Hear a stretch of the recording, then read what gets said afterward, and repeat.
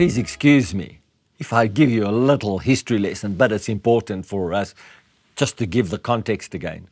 So, Abraham, Isaac, Jacob. Jacob has many sons, or his youngest sons, Joseph and Benjamin. Joseph is put into slavery, sold into slavery, and he ends up running Egypt. At the end of Joseph's whole time, Jacob is busy blessing all of his sons, and he goes to Joseph and he says, give me your two sons, let me adopt your two sons. And he has Ephraim and Manasseh, and he blesses them as his own, making up the 12 tribes of Israel.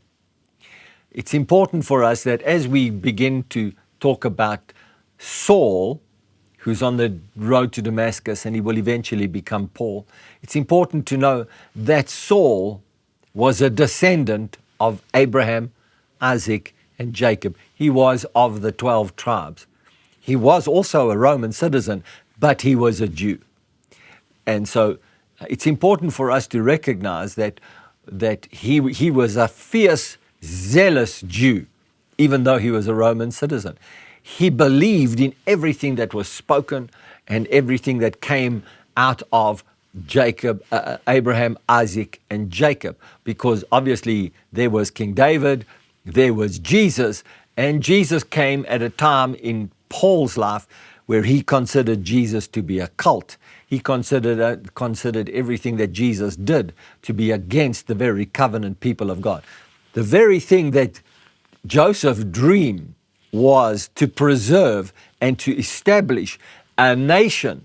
So when he saved the nation of Egypt because of his dream, and he had enough food supply to feed everybody and really extend the dominance of Egypt over large numbers of territories and accumulated great wealth. Part of that was that the children of Israel, of his father Jacob, and the sons of Jacob, was that they would live in the land of Goshen. And in the land of Goshen, they multiplied, they prospered, they increased. Eventually, they were enslaved to Pharaoh. And so, it's important for us to recognize that that dream and what God did through Joseph is directly connected to the zeal that is in Paul. I'm going to read to you now the story of what happened in Paul. Then Saul, still breathing threats and murder, this is Acts chapter 9, verse 1, threats and murder against the disciples of the Lord. This is the same Lord that is the Jehovah of Abraham, Isaac, and Jacob. Went to ask the high priest and asked letters from him to the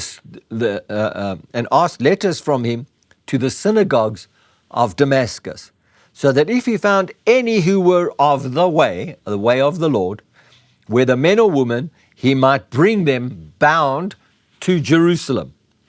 As he journeyed, he came near to Damascus, and suddenly a light shone around him from heaven. I'm going to pause here for a moment because Saul is about to encounter Jesus. But I'm wanting to pause here for a moment because I want you to see that in the context of Jehovah, the living God, he sent his son Jesus to die. Saul was still captured in an old system, certainly a covenant system, but an old system of laws, of rules, of regulations, of do's and don'ts, of the performance of how you are capable of disciplining yourself and getting through the do's and don'ts. The performance of intelligence, of how you interpret the laws of Moses and the laws of God. He was caught up in that system, and that system influenced him to have a dream. And his desire and his ambition of his dream was, I'm going to totally annihilate these people of the way, the disciples of the Lord. I'm going to annihilate them because they are directly against our system. So do you think that Saul had a dream from God, or do you think that this dream was a dream from his zeal based on an old system? Well, I think the answer is self-evident, because why would Jesus have to come and meet him on the road to Damascus if the dream was from him?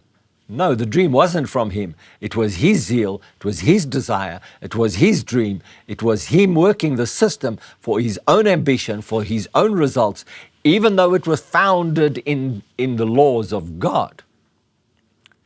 Well, I thank God that we have an opportunity to break free of all of those things and follow the dreams and the ways that God has for us.